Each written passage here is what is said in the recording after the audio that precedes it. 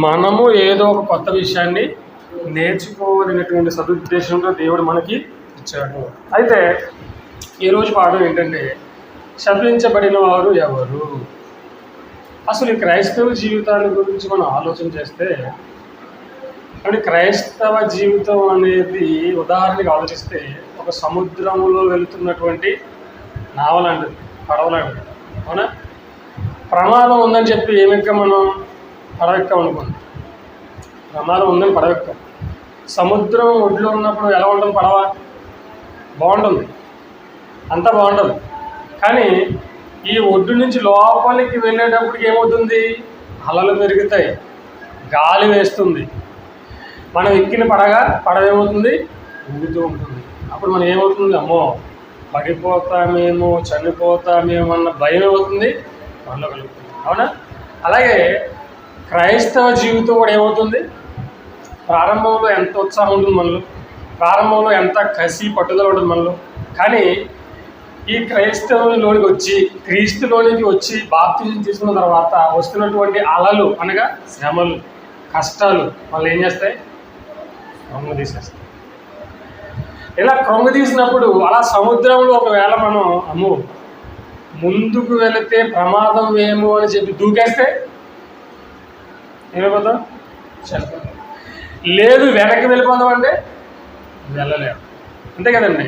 వెనక్కి వెళ్ళిపోదాం అంటే వెళ్ళలేము. కాబట్టి గాలులు వస్తాయి, గాలులు వచ్చి నావను ఇటు అటు ఏం చేస్తూ ఉంటాయి? గెంటేస్తూ ఉంటాయి. అలానే ఎటు గాలి వేస్తే అటు వెళ్ళిపోతామా? వెళ్ళకూడదు. మన దగ్గర ఏముంది? మన దగ్గర నావ ఉంది, నావలు కూర్చున్నాం, మన చేతిలో ఉంది కిట్ అంటారు కదా, అది ఉంది. దానితో మనం ఏం చేస్తాం? బ్యాలెన్స్ చేసుకుంటూ మనం ముందుకి వెళ్ళిపోతాం. అలా వెళ్ళగలిగిన వాడు ఏమవుతాడు? ఆ ప్రయాణాన్ని గెలిచిన వాడు అవుతాడు. అలాగే ఈ క్రైస్తవ జీవితంలో కూడా ఎన్నో కష్టాలు, శోధనలు, బాధలు, మాటలన్నీ వస్తాయి. అదే వాళ్ళు అలా అంటున్నారని, వాళ్ళు ఇలా అంటున్నారు, ఇలా జరుగుతుందని చెప్పి ఒకవేళ మనము కనుక మన విశ్వాసంలోంచి తొలగిపోతే ఏమైపోతాం? చనిపోతాం. అదవుతుంది. ఒకవేళ మన విశ్వాసాన్ని విడిచిపెట్టి క్రీస్తులోంచి బయటికి వెళ్ళిపోతే ఏమైపోతాం? మనం బ్రతికి ఉన్నా చనిపోయినట్లే. ఇది ఎంత వాస్తవమో క్రైస్తవ జీవితం కూడా అంతే వాస్తవం. ప్రారంభంలో చాలా బాగుంటుంది, కానీ ముందుకు వెళ్ళే కొద్ది పరీక్షలు వస్తాయి, శ్రమలు వస్తాయి, బాధలు వస్తాయి. ఈ బాధలన్నిటినీ సహించి గెలిచిన వాడే క్రైస్తవుడు అవుతాడు. అలా గెలిచి నిరూపించిన వ్యక్తే యేసుక్రీస్తు. అవునా? అయితే ఇలాంటి పరిస్థితుల్లో అసలు శాపము, శపించడం ఏంటి, శపింపబడిన వారు ఎవరు, ఎక్కడ ఉన్నారు, వారు ఎలా శపించబడ్డారు అనే విషయాన్ని మనం ఆలోచిస్తుంటే, ఈరోజు బైబిల్ అనేది మనం డాడీగా చెప్తే విన్నాం, బైబిల్ అనేది ఒక మహాజ్ఞాన గ్రంథం. ఇది ఒక వ్యక్తికో, ఏమంటే ఒక సంస్థకో, ఒక దేశానికో సంబంధించింది కాదు. ఇది కొన్ని పుస్తకాలు ఉంటాయి, అవి కొన్ని దేశాలకు మాత్రమే పరిమితం. అవునా? కొన్ని పుస్తకాలు ఉంటాయి, అవి కొంతమంది వ్యక్తులకు మాత్రమే పరిమితం. కానీ బైబిల్ అనేది ఈ ప్రపంచానికి సంబంధించిన పుస్తకం. అర్థమవుతుందండి? ఈ బైబిల్ అనేది ప్రపంచానికి సంబంధించిన పుస్తకం. ప్రపంచంలో పుట్టిన ప్రతి మనిషికి కావలసిన పుస్తకమే బైబిల్. అయితే ఈ బైబిల్ అందరికీ అర్థమైందా? అవలేదండి, అందరికి అర్థం కావడం లేదు. ఎందుకు? మనుషులు రాసిన పుస్తకాలు అర్థమైపోతాయి ఈజీగా. చాలామంది ఆత్మకథ రాస్తారు. అక్కనే నాగేశ్వరరావు గారు ఆయన ఆత్మకథ రాసుకున్నారు. పెద్ద వ్యక్తులందరూ కూడా ఆత్మకథ అని చెప్పేసి రాసుకున్నారు అన్నమాట, వాళ్ళ జీవితం రాసుకున్నారు. అయితే వాళ్ళ జీవితాలను మనం చదివితే మనకు చాలా ఈజీగా అర్థమైపోతాయి. కానీ ఇది ఎవరు రాసిన పుస్తకం? ఇది దేవుడు రాసిన పుస్తకం. అంటే దేవుడు రాసిన పుస్తకం మనకు అర్థం కావాలంటే మన ఆలోచనలు ఎలా ఉండాలి? దేవుడు ఎవరు? ఆత్మ. అయితే మనం ఎలా ఆలోచించాలి? ఆత్మ సంబంధముగా ఆలోచించాలి, ఆత్మగా ఆలోచించాలి. కానీ శరీరంగా ఆలోచిస్తే అర్థం కాదు. ఇప్పుడు యేసుక్రీస్తు గురించి ఆలోచిద్దామండి. అసలు బైబిల్ ఎందుకు రాయబడింది? ఒక చిన్న మాట చూస్తే బైబిల్లో యోహాను సువార్త 20 అధ్యాయం, యోహాను సువార్త 20 అధ్యాయము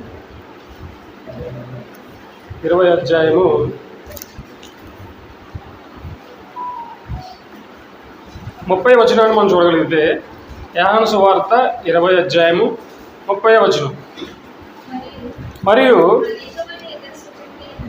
మరియు అనేకమైన ఇతర సూచక్రియలను యేసు తన శిష్యుల ఎదుట చేసెను.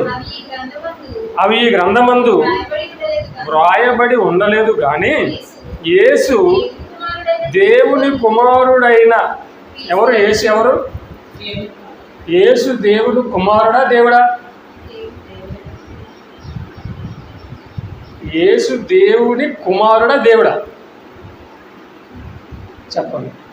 అంటే చాలామందికి అర్థం కావడం. రాయబడిన సంగతులను ఏం చేయాలన్నాడు దేవుడు? చదవడం వేరండి, ఓకేనా? చదవడం వేరు, వినడం వేరు. చదివి వినిన వాటిని ఏం చేయాలి? గ్రహించడం చాలా కష్టం. అందుకే యెషయా గ్రంథంలో ఏమంటే భక్తుడు, వారు వినుట మటుకు విందురు కానీ గ్రహించలేదు. ఈ మాటలు గ్రహించడం చాలా కష్టం. అందుకే యేసుప్రభు మాట్లాడారు తెలుసా? ఏమంటారు తెలుసా? ఇప్పుడు నేను చెప్పు సంగతులు మీరు ఏం చేయలేరు, సహించలేరు అంటాడు. పరిశుద్ధాత్మను పంపిస్తానన్న విషయం యోహాను సువార్తలో 12-13 అధ్యాయాలు ఉండదు. ఏమంటారంటే, ఇప్పుడు నేను చెప్పు సంగతులు మీరు ఏం చేయలేరు, సహించలేరు, అంటే నమ్మలేరు. అబ్రహాము ఇస్సాకును కనంటే నమ్ముతుందని ప్రపంచం. అబ్రహాం అంటే మగవాళ్ళు కనడం ఏంటంటే ఆడవాళ్ళకి అంటారు కదా, అంటారు. అంటే వాళ్ళు నమ్మలేరు, సహించలేరు, వినలేరు. అర్థమైందా? పురుషులు ఎలా కంటారండి అని ప్రశ్నిస్తారు. ఎవరు? ప్రకృతి సంబంధమైన ఆత్మలు ఉంటాయి కదా, అంటే ఈ ప్రకృతి సంబంధమైన మనుషులు, వాళ్ళకి అర్థం కాదు. అలాగే ఈ యేసు దేవుని కుమారుడు. ఎవరు? యేసు ఎవరు? దేవుని కుమారుడు. అలాగే యేసు ఎవరు? దేవుడు. అంతే కదండి. ఉదాహరణకి కాకి పిల్ల ఏమవుతుంది? కాకి అవుతుంది, అవునా? రాజకుమారుడు ఏమవుతాడు? రాజు అవుతాడు. దేవుడు కుమారుడు ఏమవుతాడు? దేవుడు అవుతాడండి. ఒక మాట చాలా, ఒక మాట. కానీ వీళ్ళకి ఏమవుతుంది అర్థం కావట్లేదు. ఎక్కడో ఏదో అంటే వీళ్ళని భ్రమపరుస్తుంది ఒక ఆత్మ. వీళ్ళని ఏం చేస్తుంది? భ్రమపరుస్తుంది. దుష్టాత్మ కూడా భ్రమపరిచి మనకి ఏం చేస్తుంది? ఇది మనలో మనకి గొడవలు పెడుతుంది అనమాట. ఇక్కడ ఇంత స్పష్టంగా ఏమైనా ఉంది? బైబిల్ ఏమైనా ఎందుకు రాయించాడు దేవుడు అంటే, ఇదిగో యేసు, అవి ఈ గ్రంథమందు రాయబడి ఉండలేదు కానీ యేసు దేవుని కుమారుడైన క్రీస్తు అని మీరు నమ్మునట్లు, నమ్మి ఆయన నామమందు జీవము పొందినట్లు ఇవి రాయబడ్డాయి. చూసారా? అంటే యేసు దేవుని కుమారుడు నమ్మాలా? లేదు యేసు దేవుడు అని నమ్మాలా? ఏమి నమ్మాలి మనం? ఏది నమ్మితే మనకి జీవం వస్తుంది? యేసు దేవుని కుమారుడు నమ్మాలి. అది నమ్మితేనే జీవం, అనగా నిత్య జీవం, పరలోకం ఇస్తాడు దేవుడు. అలా నమ్మకుండా మనం ఏదేదో నమ్మేసామనుకో, ఏమైపోతుంది? అబద్ధమైపోతుంది. వాక్యం చెప్పింది నమ్మాలి మనం, వాక్యం చెప్పంది మనం నమ్మకూడదు. ఎంత స్పష్టంగా రాశాడు దేవుడు. ఏమని? ఇదిగో యేసు దేవుని కుమారుడనే క్రీస్తు నమ్మరు. ఇశ్రాయేలీయులు అందరూ ఎదురు చూస్తున్నారు. ఎందుకు ఎదురు చూస్తున్నారు? అభిషక్తుడు వస్తాడు, అభిషక్తుడు అనగా క్రీస్తు రాకపోతే ఎదురు చూస్తున్నాడు. క్రీస్తు వచ్చాడు అని మీరు అనుకోవడం కాదు. ఆ క్రీస్తు ఎవరని నమ్మాలి? మీరు దేవుని కుమారుడని నమ్మాలి, దేవునికి పుట్టాడని నమ్మాలి. ఆ రోజు వాళ్ళు నమ్మారు, ఇశ్రాయేలీయులు నమ్మలేదండి. ఎవడు ఈయన దేవుని కుమారుడు ఏంటండి? ఎవరైనా వడ్ల వాళ్ళ కుమారుడు కాదా? ఈయన ఆయన తండ్రి పేరు యేసేపు కాదా? నమ్మరా వాళ్ళు? నమ్మలేదు. ఆ నమ్మకాన్ని మళ్ళీ ఈ రోజు కూడా నమ్మించే ప్రయత్నం జరుగుతుంది క్రైస్తవులు, అవునా? ఆ రోజు జరిగిన పొరపాటే మరలా ఈరోజు చేయాలని చేస్తున్నారండి. యేసు దేవుని కుమారుడు అని మనము నమ్మాలి. అందుకే బైబిల్ రాయించిన దేవుడు. ఇంకా ఎన్నో సంగతులు ఉన్నాయి, అవన్నీ అవసరం లేదు మనకి, అంతే కదండి. ఇంకా ఎన్నో సంగతులు ఉన్నాయండి. ఏమంటే మీరు పెళ్లి చేశారు కదండి, మీ అబ్బాయికి అంటారు అనుకోండి, అవునండి చేసామంటారు. అంతేనా? చేసామండి అంటే చేసిన తర్వాత ఎంతకు వచ్చింది ఏంటో ఉదాహరణ చెప్తారు, అంతేగాని అంటే మనకి అవసరమైన సంగతులు మాత్రం చెప్తారు, ఇంకా అవసరం లేనివి చెప్పరు. అలాగే యేసు దేవుని కుమారుడని నమ్మడానికి మనకు కావలసిన సంగతులను దేవుడు రాయించాడు. అలా రాయించి ఇచ్చి మీరు ఆయన నామమందు జీవం పొందినట్లు ఇవి రాయబడ్డాయి. ఈరోజు ఈ విషయం అర్థం కాక చాలామంది ఏం చేస్తున్నారంటే అక్కడ పెట్టేసి పాపం తెలియక గలిబిలి సృష్టిస్తున్నారు. చూసారా? ఎంత ఈజీ అండి. మనమే సొంతంగా రాసేవి మాటలేమన్నాను. యాహాను గారు ఎప్పుడో సాక్షాత్తు ఎవరైనా యాహాను గారు అంటే శిష్యుల్లో ఒకడు. ఆ శిష్యుల్లో మళ్ళీ ఇంకెవరు? యేసు ప్రేమించిన శిష్యుడు. ఆయన యేసు దేవుని కుమారుడని ఒప్పుకున్నప్పుడు మనం ఎందుకు ఒప్పుకొని చెప్పండి. కాబట్టి ఇప్పుడు మనం దేవుడుతున్నారా, ఇలాంటి పొరపాట్లు జరుగుతున్నాయి. కాబట్టి బైబిల్ వినేటప్పుడు చదివేటప్పుడు మనం ఏం చేయాలి? చాలా జాగ్రత్తగా ఉండాలి. ఇలాంటివి వచ్చి ఏమైపోతున్నాయంటే క్రైస్తవుల్ని గలిబిలి చేస్తున్నాయి. అవిశ్వాసులు ఏం చేస్తున్నారు? ఇంకా బలహీనలు అయిపోయి వారి యొక్క విశ్వాసం నుంచి వాళ్ళు ఏమైపోతున్నారు? తొలగిపోతున్నారు. అంటే శోధనలు కష్టాలంటే ఇలాంటివి కూడా వస్తాయి. మనం ఒక స్థిరమైన సంఘంలో ఉన్నప్పుడు మనల్ని కదల్చడానికి, ఎలాగైనా ఇక్కడి నుంచి లాగడానికి, మనల్ని భ్రమపెట్టి భయపెట్టడానికి సాతాను చేస్తున్నటువంటి ప్రయోగాలు ఇవన్నీ. ఈ ప్రయోగాలన్నిటిని మనం ఎదిరించాలంటే ఎల్లప్పుడూ దేవుని యొక్క వాక్యాన్ని చేతపట్టుకోవాలంటే వాక్యాన్ని వింటూ ధ్యానిస్తూ ఉంటే మన యొక్క విశ్వాసంలో స్థిరులుగా ఉంటాం. అర్థమవుతుంది. కాబట్టి ఇప్పుడు మన దేవుని పిల్లల అసలు శపించబడిన వారు ఎవరు అని ఆలోచిస్తే యేసుక్రీస్తు వారు మాట మాట్లాడుతున్నారండి. మత్తయి సువార్త 25వ అధ్యాయము. మత్తయి సువార్త 25వ అధ్యాయము 41వ వచనంలో ఒక మాట చూస్తే, మత్తయి సువార్త 25వ అధ్యాయము 41.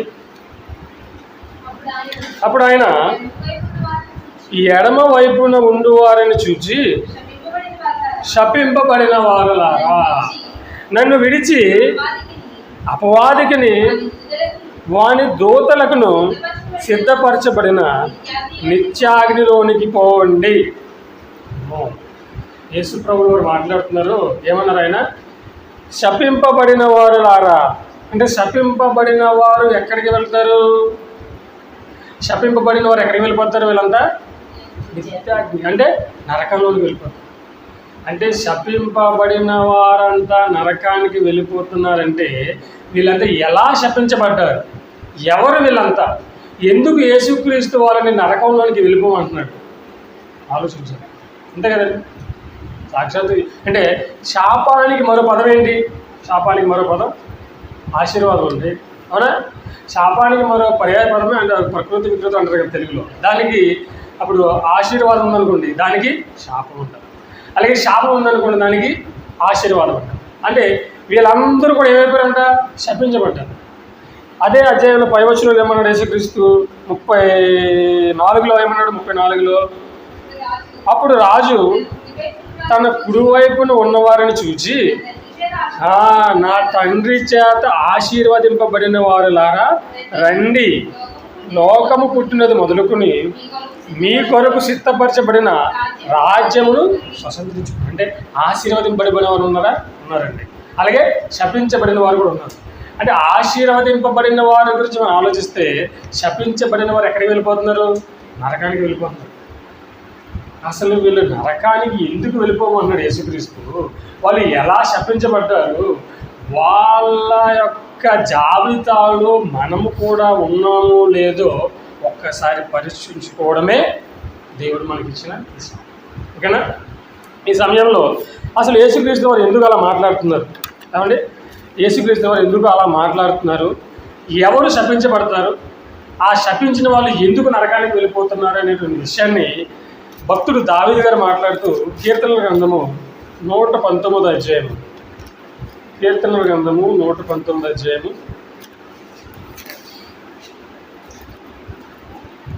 21వ వచనాన్ని చూద్దాం కదా. కీర్తనల గ్రంథము 119వ అధ్యాయము 21. గర్విష్ఠులను నీవు గద్దించుచున్నావు, నీ ఆజ్ఞలను విడిచి తిరుగువారు శాపగ్రస్తులు. ఏమనండి? నీ ఆజ్ఞలను విడిచి తిరుగువారు శాపగ్రస్తులు. బైబిల్లో మనం ఆలోచిస్తుంటేనండి, ఒక మాటను పట్టుకుని మనం ఎక్కడికి వెళ్ళాలి? వేరే గ్రంథాల్లోకి, వేరే పుస్తకాల్లోకి వెళ్ళకూడదు. ఇప్పుడు ఎక్కడ రాశాడు? మత్తయి సువార్త మనం చదువు. యేసుక్రీస్తు వారు అన్నారు, శపించబడిన వారులారా నరకానికి పొమ్మన్నాడు. అయితే ఎవరు శపించబడిన వారు అని మనం ఏం చేసాం? పరిశోధన చేస్తున్నాం. వీళ్ళు ఎందుకు శపించబడ్డారు? ఎలాంటి పనులు చేస్తే శాపం అనేది మన మీదకి వస్తుంది అనేటువంటి జాగ్రత్త మనం తీసుకున్నప్పుడు కీర్తన గ్రంథంలో మనకు ఒక మాట దొరుకుతుంది కాబట్టి చాలా చాలా చాలా మాటలు ఉంటాయి బైబిల్లో. అర్థమవుతుందండి, చాలా మాటలు ఉంటాయి బైబిల్లో. కాకపోతే మన జీవితాలకు అవసరమైన మాటలు మనము నేర్చుకోవాలి. ఓకేనా? అయితే కీర్తన గ్రంథాలు మనం చూసినప్పుడు ఏమన్నాడు దేవుడు, ఏమన్నా రాయించాడు? ఇదిగో గర్విష్ఠులను నీవు గద్దించుచున్నావు, నీ ఆజ్ఞలను విడిచి తిరుగువారు శాపగ్రస్తులు. అంటే శపింపబడిన వారు ఎవరని ఆలోచిస్తుంది? ఎవరంట? దేవుని యొక్క ఆజ్ఞలను విడిచి తిరుగుతారు చూసారా, వీళ్ళంతా ఎవరు? శాపగ్రస్తులు. అంటే పైకి వీళ్ళందరూ కోటీశ్వర్లే, పైకి వీళ్ళంతా ధనవంతులే. మనకి ఎలా కనపడతామంటే దేవుడు వాళ్ళని ఏం చేసిందండి, ఆశీర్వదించాడు కాబట్టి ఈరోజు కోటేసుకుని ₹1,00,00,000 కారు తిరుగుతాడని అంటాం. అంతేనా? దేవుడు ఆశీర్వదించాడు కాబట్టి ఆయన కోటేసుకుని ₹1,00,00,000 కారు తిరుగుతున్నాడని అంటాం. కానీ దేవుడి దృష్టిలో వాళ్ళు ఎవరు? శాపగ్రస్తులు. ఈరోజు మనం దేవుని ఆజ్ఞలను పాటిస్తూ కడుపుకి గెంజి తాగినా కానీ మనం ఎవరు? ఆశీర్వాదింపబడిన వారం అన్నమాట బైబిల్ ప్రకారం. అర్థమవుతుందండి? దేవుని ఆజ్ఞల ప్రకారంగా, దేవుని మాటల ప్రకారంగా మనం జీవిస్తూ కడుపుకి పస్తులున్నా సరే మనం ఎవరము? ఆశీర్వదింపబడిన వారం. అర్థమవుతుందా? దేవుని. కానీ మనం ఏమనుకుంటాం, బయట వాళ్ళందరినీ చూస్తాం, ఏంటి నేను ప్రతి వారం చర్చికి వెళ్తాను, దేవుడికి ఇవ్వాల్సినవన్నీ ఇస్తాను, అవును దేవుడు చెప్పిన మాటల ప్రకారంగా జీవిస్తాను, కానీ నాకెందుకు ఎన్ని కష్టాలు వస్తున్నాయి, నాకెందుకు బాధలు వస్తున్నాయి, ఎంత సంపాదించిన సంపాదన అంతా కూడా ఖర్చు అయిపోతుంది. వాళ్ళు మాత్రం ఏ రోజు దేవుని సన్నిధికి రాదు, ఏ రోజు దేవునికి ఎవరు, వాళ్ళ మాత్రం ఎందుకు అలా బాగుంటున్నారు అనే ఆలోచన మనకు వస్తుందో రాదండి, చాలామంది వస్తున్నారు. కానీ వాళ్ళు బాగుంటారు ఎవరి దృష్టిలో? లోకం దృష్టిలో. కానీ ఒక రోజు వాళ్ళు ఎక్కడికి వెళ్ళిపోతారు? నరకానికి చేరుతారు. అంతే కదండి, అంతే కదా. దేవుడు ఏం చెప్తారు? ఇదిగో నీ ఆజ్ఞలను విడిచి తిరుగు వారందరూ ఏమైపోతారంట? శాపగ్రస్తులు. ఆ శాపగ్రస్తులను ఏం చేశాడు యేసుక్రీస్తు? కొండరా నరకానికి వెళ్ళిపోండి, నరకానికి పోండి. అంతేనా?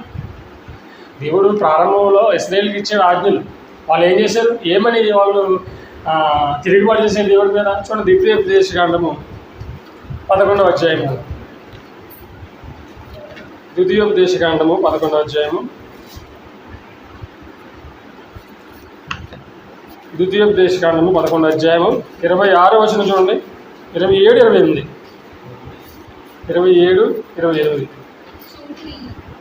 చూడుడి, నేడు నేను మీ ఎదుట దీవెనను శాపమును పెట్టుచున్నాను. చూసారా? దీవెన ప్లస్ శాపం రెండు పెట్టేసాడు దేవుడు వాళ్ళ ముందు.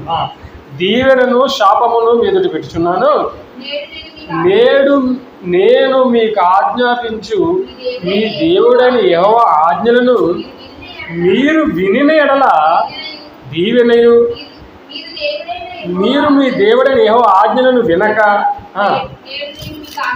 నేడు నేను మీకు ఆజ్ఞాపించు మార్గమును విడిచి మీరెరుగని ఇతర దేవతలను అనుసరించిన ఎడల శాపమును మీకు కలుగును.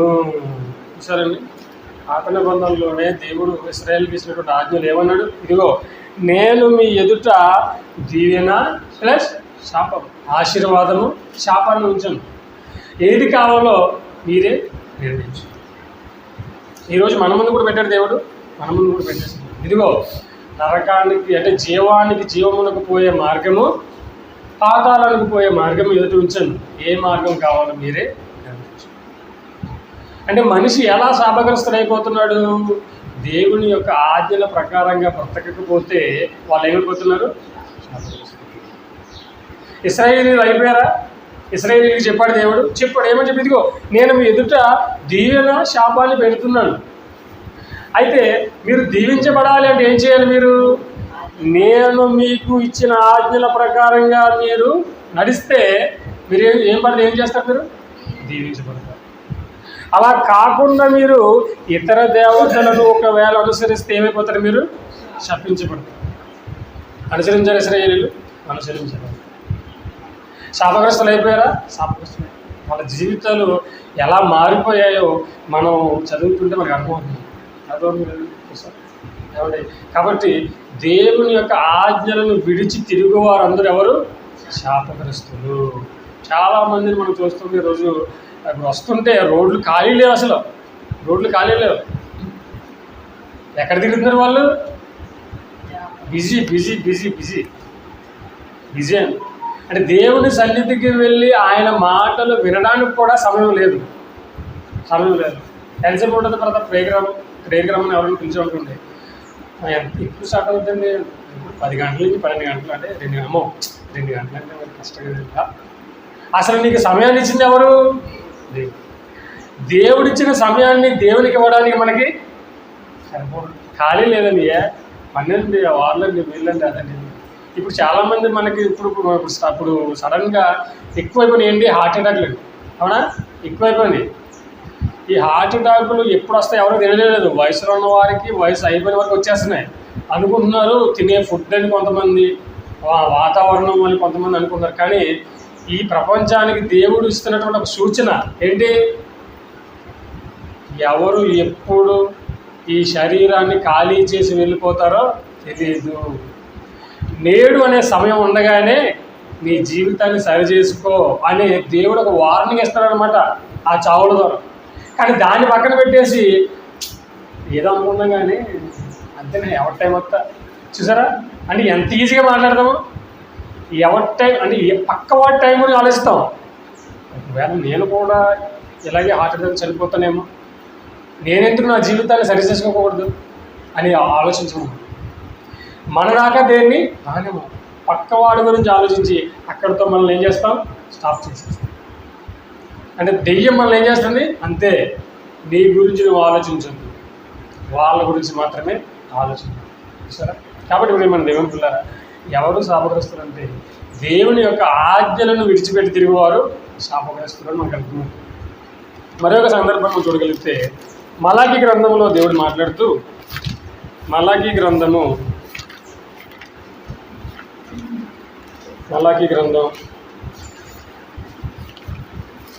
మొదటి అధ్యాయం,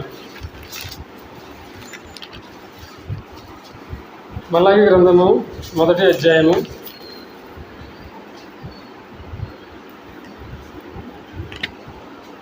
14వ వచనం చూద్దాం. 14వ వచనం, నేను ఘనమైన మహారాజునై ఉన్నను, అన్యజనులలో నా నామము భయంకరమైనదిగా ఎంచబడుచున్నదని సైన్యములకు అధిపతియగు యెహోవా సెలవిచ్చుచున్నాడు. కాబట్టి తన మందలో మగది ఉండగా యెహోవాకు మొక్కుబడి చేసి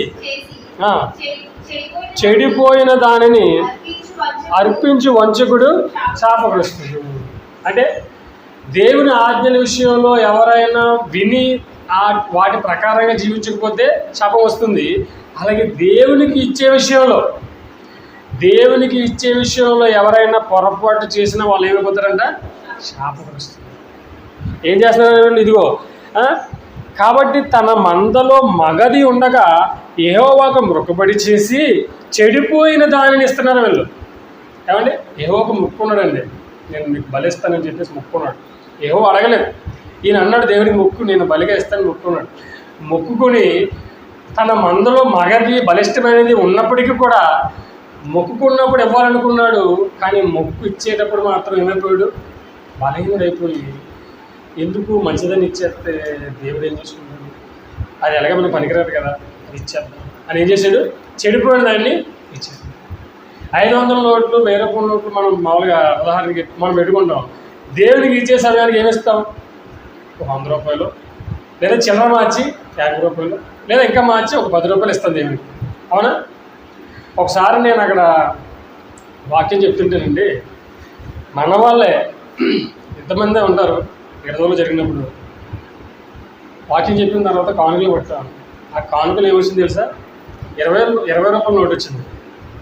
ఓన్లీ 20 రూపాయల నోటు అనుకుంటే దానికి ఒక పక్క ఉంది, ఒక పక్క లేదు, సగం చిరిగిపోయిన నోటు. అంటే నాకు చాలా ఆశ్చర్యం, ఎంత వాక్యం వింటూ ఎలా మనలోనే ఇలాంటివి ఉన్నాయంటే ఇక బయట వాళ్ళు ఇంకా పావుల పిల్లలు 10 పైసలు కూడా వేయచ్చేమో దేవునికి.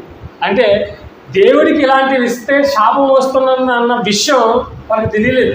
ఏదో ఇచ్చేసాం, ఎవరో తెలుసు, సౌండ్ వస్తుంది చాలు అని చాలామంది కాలు చేసేటప్పుడు లోపలికి చేపెట్టేస్తే ఎందుకు, ఒకవేళ చిల్లర వేశారనుకో టంగమని సౌండ్ వస్తుంది కదా, అది చేత లోపలికి పండి పెట్టేస్తే ఎందుకు సౌండ్ రాదు. అర్థమవుతుంది అంటే ఎలా మనుషులు శపింపబడతారు, ఎలా మనుషులు శాపగ్రస్తులు అవుతారనే విషయాన్ని మనం ఆలోచిస్తుంటే దేవునికి ఇచ్చే విషయంలో కూడా మనం పొరపాటు చేసినా మనము శాపగ్రస్తులు.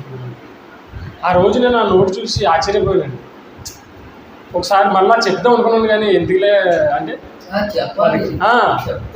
చెప్పాలనుకున్నాను కానీ సరే అవుతానని ఇంకా సరే సమయం వచ్చినప్పుడు చెప్దాం అనుకున్నాను. ఇంకా చెప్పలేదు. ఆశ్చర్యం అంటే వాళ్ళకి అర్థం కాలేదు, ఏదో ఇచ్చేద్దాం దేవునికి అంటే అనుకున్నారు తప్పించి దేవునికి ఇచ్చే విషయంలో మనం చాలా మంచిదే. వాళ్ళు నిజంగా రాజుల మీటింగ్లో రాజేంద్ర బాబు గారు కట్టినటువంటి బిల్డింగ్ విషయంలో జాన్సన్ విక్టర్ గారు ప్రసంగం చేశారు. అప్పుడు ఏం చెప్పారో తెలుసా, ఎవరైనా సరే దేవునికి ఇచ్చే విషయంలో నెంబర్ 1 ఇవ్వాలి.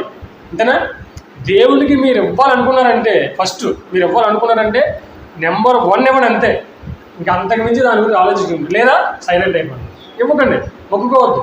బైబిల్ చెప్పాడు దేవుడు, మీరు మొక్కుకుంటే ఖచ్చితంగా మొక్కుబడి తీర్చండి, లేదా అసలు మొక్కుకోవద్దు. అందుకేనండి నాకు దేవుని విషయంలో మాట ఇవ్వాలంటే చాలా భయం. అవసరమైతే అవతల వాళ్ళు ఏంటండి నేను ఏం చేయట్లేదు ఏంటంటే అనుకున్న పర్లేదు, మన దగ్గర లేనప్పుడు మనం ఏం చేస్తాం, అంతే కదండి. అలా అలా మాట ఇచ్చేసాం అనుకోండి, మాట ఇచ్చి ఒకవేళ దేవునికి ఇవ్వకపోతే ఏమైపోతాం, శాపగ్రస్తం అయిపోతాం. కాబట్టి దేవుని పిల్లరా, ఎందుకు ఈ మాట మనం నేర్చుకున్నామంటే ఒకరోజు యేసుక్రీస్తు వస్తాడు, కుడి వైపున కొందరిని ఎడమ వైపున కొందరిని నిలబెడతాడు. ఆ ఎడమ వైపున నిలబడిన వారిలో మనం ఉండకూడదనేటువంటి ఒక మంచి ఉద్దేశంతో ఈరోజు ఈ మాటలు మనం నేర్చుకుంటున్నాం అంతే. అవునా? యేసుక్రీస్తు రాకడం అనేది పచ్చి నిజం. ఆయన వచ్చిన తర్వాత ఎడమ వైపున కుడి వైపున నిలబడడం అనేది నిజం. ఇది ఎంత నిజమో ఈ నిజంలో ఎడమ వైపున అంటే శపించబడిన వారిలో మనం ఉండకూడదు. అలా మనం ఉండకూడదంటే ముందుగా మనం ఏం చేయాలి, ఈ మాటలు మనం నేర్చుకోవాలి, ఆజ్ఞలను పాటించాలి. దేవునికి ఇచ్చే విషయంలో చెడిపోయిన దాన్ని ఏమంటే కుళ్ళిపోయిన దాన్ని ఇవ్వకూడదు. ఇస్తే ఇవ్వాలనుకున్నామా ఖచ్చితంగా ఇచ్చేయాలి, లేదా ఇవ్వలేమా సైలెంట్గా ఉండాలి. అలా ఉండగలిగితేనే దేవుని యొక్క దీవెన ఆశీర్వాదం మన ముందుకు వస్తుంది. చాలామంది అంటే వాగ్దానాలు చేస్తారు, చేసిన తర్వాత ఎవరు మర్చిపోతారు. ఒకప్పుడు నేను విన్నాను ఏమంటే యూనివర్సిటీ కడుతున్నప్పుడు అంట ఎవరో ఒక ఆయన ₹1 నేను కోట్లు ఇస్తానని చెప్పేసి వాగ్దానం చేసిన తర్వాత మరి శోధనలు వస్తాయి కదండి. మరి మనం దేవుని పని మనం చేయాలనుకున్నప్పుడు దెయ్యం వాడి పని వాడు చేసుకుని పోతాడు. ఎప్పుడైతే శోధనలు వచ్చినాయో ఎవరిని నేను మీకు ఇవ్వాలనుకుని ఇవ్వలేకపోతున్నానండి, సారీ దయచేసి ఏమనుకుంటున్నాను, ఇస్తానన్నాడు ముందు, తర్వాత ఇవ్వలేమన్నాడు. అలా ఇవ్వనని ఎప్పుడైతే వాగ్దానం చేశాడో అంటే భయపడ్డాడు కాదు, వాస్తవం జరిగింది చేసాడో, ఆ తర్వాత జంట ఎక్కడికో వెళ్తుంటే ఏదో సంథింగ్ ఏదో జరిగి ఫైర్ యాక్సిడెంట్ అయ్యి చనిపోయాడు. అంటే కొన్ని వాస్తవాలు మనకి బోధ కలగాలని జరుగుతుంటాయి. ఒకవేళ అంటే వాళ్ళ ముందు చనిపోవాలని ఉన్నా ఇచ్చేసి ఉంటే చనిపోయిన వాళ్ళు ఏమైపోతారు, బతికిపోదు. వాళ్ళ యొక్క ఆ యొక్క అవిశ్వాసం వలన ఏమైపోయారు, చనిపోయి నరకారు. అంటే దేవునికి ఇచ్చే విషయంలో మనం చాలా జాగ్రత్తగా ఉండాలి. అలా మనం ఒకవేళ జాగ్రత్త పాటించకపోతే ఏమైపోతాం, శాపగ్రస్తం అయిపోతుంది. ఒకటి ఆజ్ఞల విషయంలో జాగ్రత్తగా ఉండాలి, 2 దేవునికి ఇచ్చే విషయంలో జాగ్రత్తగా ఉండాలి. మరొక విషయం మనం చూసుకున్నట్లయితే ఊహించేస్తాను, గలతీయులకు రాసిన పత్రిక అపోస్తలుడైన పౌలు గలతీయులకు రాసిన పత్రిక 1వ అధ్యాయము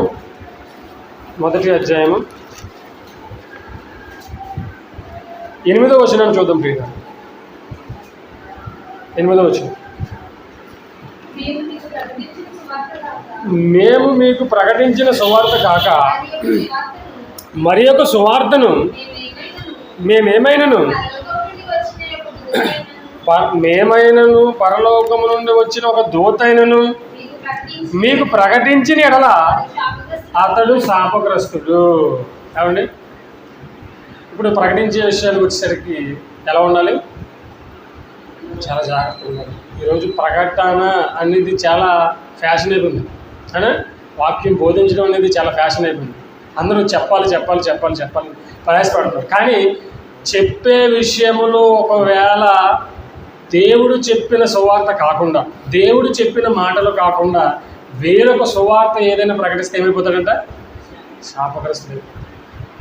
చూసారా, మేము ప్రకటించినటువంటి సువార్త కాకుండా మరి ఒక సువార్త, మేము మీకు ప్రకటించిన సువార్త కాక మరి ఒక సువార్తను మేమైనను పరలోకము నుండి వచ్చినటువంటి ఒక దూత అయినను మీకు ప్రకటించిన ఇలా అతడు శాపగ్రస్తుడవును.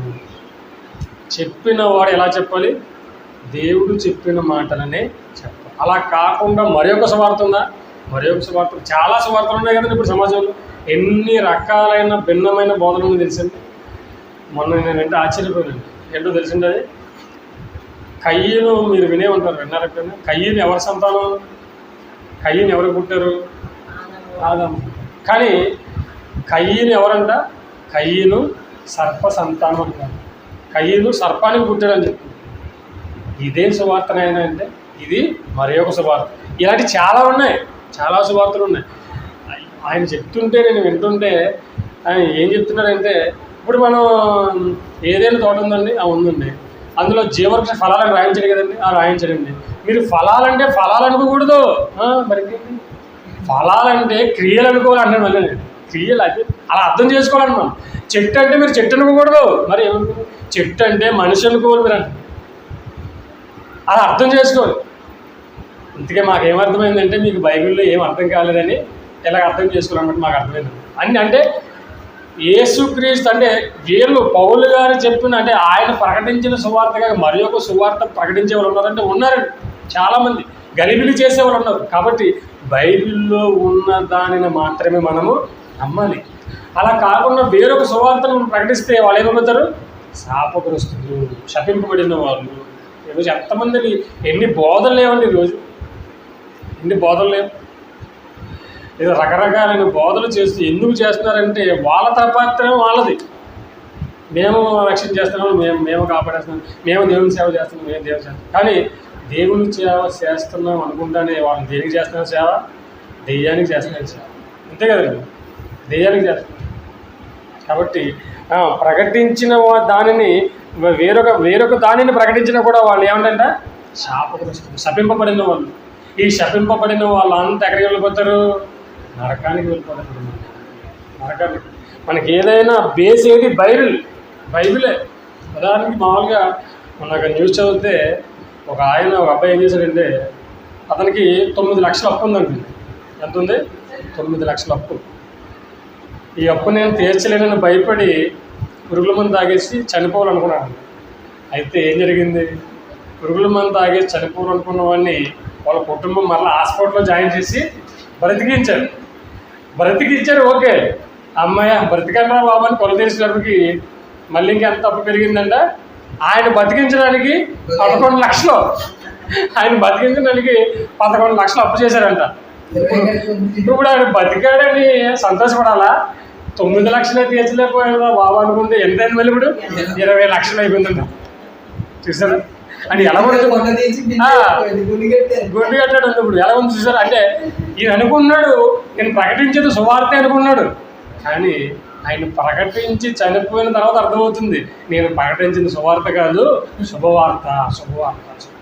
ఏమంటే అసలు ఎలా ప్రకటిస్తున్నారో తెలియదండి. నిజంగా లైవ్లో ప్రార్థన, లైవ్ ఇచ్చి మరీ ప్రార్థన చేస్తున్నారు. ఒక ఆయన మాట్లాడుతున్నాడు, రపర అండ్ అపోస్తులు మాట్లాడలేదు, యేసు ప్రభు మాట్లాడలేదు, ఎవ్వరు మాట్లాడలేదు. ఇది భాషతో మాట్లాడడం అంటే ఏంటి? ఇప్పుడు ప్రారంభ సమయం చెప్తుంది. ప్రారంభంలో శిష్యులందరూ భాషలో మాట్లాడారు. అపోస్తలుల గారు మొదట అధ్యాయం 2లో ఉంటారు. ఏంటనుకున్నారు ఆ భాషలో? ఇప్పుడు మీరు హిందీ అండి, మీరు తమిళ్ అండి, మీరు తెలుగు అండి, మీరు ఉర్దూ అండి. నేను మాట్లాడుతున్న తెలుగులోనే, కానీ మీకు ఎలాగని పడుతుంది తెలుసా? మీ భాషను పడుతుంది. అదే అర్థం. మీకు హిందీలో అర్థమైపోతుంది, మీకు తమిళలో అర్థమవుతుంది, మీకు తెలుగులో అర్థమవుతుంది. అంటే అక్కడ పేదలు గారు మాట్లాడే మాట ఒకటే, కానీ ఇక్కడ వాళ్ళు ఏ భాషల్లో అయితే ఉన్నారో ఆ భాష వాళ్ళకి అర్థమైపోతుంది. అది పరిశుద్ధాత్మ శక్తి అంటే అలా ఉంటుంది. వరం అంటే ఈయన మాట్లాడే మాట ఆయనకి అర్థమవుతలేదు.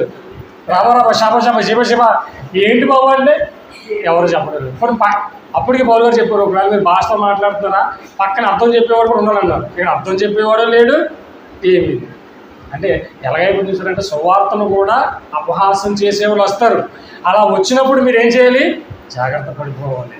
అలా జాగ్రత్త పడకుండా ఒకవేళ మనం వాడిని వెంబడించామనుకో మనం కూడా శాపగ్రస్తులు. అంతే కదండి. గుడ్డివాడికి తావజులు ఏమవుతాడు, ఇద్దరు వెళ్ళి వండుకుంటారు. కాబట్టి ఇప్పుడు మనం దేవుని పిల్లలు శాపగ్రస్తులుగా మనము మారకూడదు. ఇంకొక విషయాన్ని చూసి ముగించేసుకుందాం. కొరింథీయులకు రాసిన మొదటి పత్రిక 16వ అధ్యాయం. అపోస్తలుడైన పౌలు కొరింథీయులకు రాసినటువంటి మొదటి పత్రిక 16వ అధ్యాయము 22వ వచనాన్ని మనం చూడగలిగితే, కొరింథీయులకు రాసిన ఎవడైనను ప్రభువును ప్రేమింపకుంటే వాడు శపింపబడును. ఇదండి లాస్ట్కి. ఏమండి చివరికి వచ్చేసరికి ఏమైపోయింది, ఎండింగ్ ఏంటి? ఎవడైనను ప్రభువును ప్రేమించకపోతే వాడు శాపగ్రస్తుడు. వీళ్ళంతా ఎక్కడికి వెళ్ళిపోతారు? నరకానికి వెళ్ళిపోతారు. ఇప్పుడు చెప్పండి, ఎవరు శపింపబడిన వారు? ఎవరు?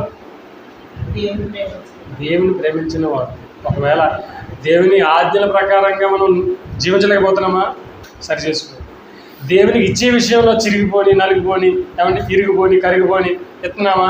అయితే మనము కూడా శాపగ్రస్తులు అయిపోతాం. చూసారా? అలాగే దేవుని వాక్యం విషయంలో ఒకవేళ తప్పు బాధల్లోకి వెళ్ళిపోతున్నామా? అది కూడా మనం సరి చేసుకో. అర్థమైపోతాను మనకి. నేనండి ఎక్కువగా మన మెసేజ్లు ఉంటాను, వేరే వాళ్ళు వినడానికి నాకు మనసు రాదు. ఎందుకంటే ఇప్పుడు వాళ్ళకి అర్థం కాలేదు. అర్థం కానప్పుడు అర్థం చేసుకోవడానికి ప్రయత్నం చేయరు. ఇంకా అంటే దీనిని బైబిల్ ఏమందంటే వాత వేయబడిన మనస్సాక్షి అన్నాడు దేవుడు. ఏమన్నాడు? వాత వేయబడిన మనస్సాక్షి. అంటే చిన్నప్పుడు ఎవరైనా తల్లిదండ్రులు మాట అనకపోతే వాతలేస్తారు. ఆ వాత చనిపోయేంత వరకు పోదంకా. ఈ వాత వేయబడిన మనస్సాక్షి అంటే అతనికి ఉన్నటువంటి ఆ మనస్సు అనేది చనిపోయేంత వరకు మారదు. మనం ఎంత చెప్పినా వినడు. అంతే కదా, ఎంత చెప్పినా వినడు.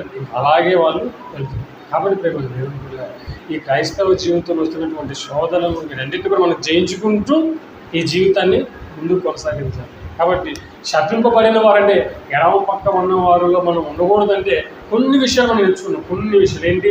దేవుని ఆజ్ఞల ప్రకారంగా మనము నడుచుకోవాలి. దేవునికి ఇచ్చే విషయంలో మనము జాగ్రత్తగా ఇవ్వాలి. దేవునికి ఒకవేళ ఇస్తానని వాగ్దానం చేస్తే ఆ వాగ్దానాన్ని నెరవేర్చుకోవాలి. అలాగే వాక్య విషయంలో మనము చాలా జాగ్రత్తగా ఉండాలి. సువార్త విషయంలో చాలా జాగ్రత్తగా ఉండాలి. తప్పుడు బోధలు ఏమంటే చాలామంది ఉంటారు. చూడండి, తప్పుగా నిజం అనేది, అబద్ధం అనేది ఊరంతా వెళ్ళేసరికి నిజం ఎక్కడ ఉంటుందంట? ఎలా ఉంది ఏంటి సామెత? నిజం గుమ్మం దాటేసరికి అబద్ధం అడవంతా తిరిగి వచ్చేద్దంట. అంటే నిజానికి అబద్ధానికి ఉన్నటువంటి పవర్. నిజం అనేది, సత్యం అనేది బహు లోతుగా ఉంటుంది, చాలా కష్టపడాలి. కానీ అబద్ధం చాలా ఈజీ. కానీ మనిషి దేన్ని ప్రేమిస్తాడు? ఎక్కువ అబద్ధాన్ని ప్రేమిస్తాడు. సత్యం ఉన్న చోట సత్యము తక్కువగానే ఉంటుంది. కాబట్టి ఈ విషయాలని గ్రహించి శపింపబడిన వారిలో మనము ఉండకూడదు. ఆశీర్వదింపబడిన వారిలో మనం ఉండాలంటే మనం ఏం చేయాలి? ప్రభువుని ప్రేమించాలి, దేవుణ్ణి ప్రేమించాలి. దేవుణ్ణి ప్రేమించడం అంటే దేవుని ఆజ్ఞల ప్రకారంగా జీవించడమే దేవుని. కాబట్టి మీరంతా దేవుని ప్రేమించే వారిగా ఉండాలని కోరుకుంటూ నా మాట ముగిస్తున్నాను. చిన్న ప్రార్థన చేసుకుంటాను.